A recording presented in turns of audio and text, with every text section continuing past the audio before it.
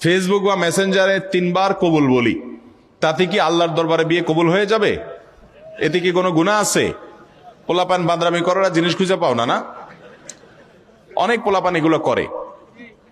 এমনকি এই যে নাটক সিনেমাতে অনেক সময় অভিনয়ের অংশ হিসাবে এগুলো করে না অভিনেতারা, এদের মধ্যে কেউ যদি মুসলমান হয়, কার যদি আল্লাহর প্রতি বিশ্বাস না থাকে তার কথা ভিন্ন হয়, বেঈমান নিয়ে আমাদের আলাপ নাই। যে মুসলমান, যে আল্লাহর প্রতি ঈমান আছে, তার জানতে হবে নবী করিম সাল্লাল্লাহু আলাইহি সাল্লাম বলেছেন সালাতুন জিদ্দুহুন্না জিদ্দুন ওয়া হাজলুহুন্না জিদ্দুন। 3টা বিষয় সিরিয়াসলি করলে যা হবে, দুষ্টুমি, রসিকতা, অভিনয়, মজা করে করলে তা হয়ে যাবে কাহিনী বড় খতরনাক, বড় জটিল।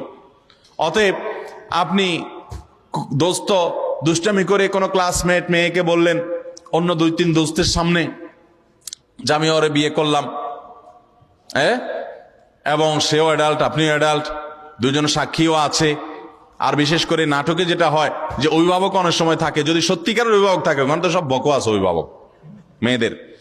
মেয়েদের তো বিয়ে অনেক আমাদের মতো মেয়েদের বিয়ে অভিভাবক ছাড়া হয় না, কিন্তু হানাফি মাযহাব অনুযায়ী অভিভাবককে জরুরি না, যদি অ্যাডাল্ট হয়ে যাবে তাহলে সেক্ষেত্রে হানাফি মাযহাবের আলোকে এই বিয়ে হয়ে যাবে। 2জন সাক্ষীর সামনে শুধু বলছেন প্রস্তাব, সে বলছে কবুল, দুষ্টামি করে বলছেন, বাস কাহিনী খতম হয়ে গেছে।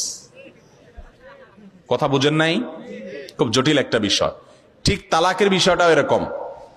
আপনি বলবেন যে হুজুর আমি তো আসলে তালাকের উদ্দেশ্যে বলিনি, আমি একটু ভয় দেখানোর জন্য বলছিলাম, কাম হয়ে যাবে, এরপর আর এসব বলে লাভ হবে না। অতএব এগুলো সাবধানে করতে হবে। আল্লাহ আমাদেরকে এই সমস্ত বিষয়, হেয়ালিপনা, দুষ্টমি, এগুলো থেকে বেঁচে থাকার তৌফিক দান করুন। সব জায়গায় ফাজলামি না।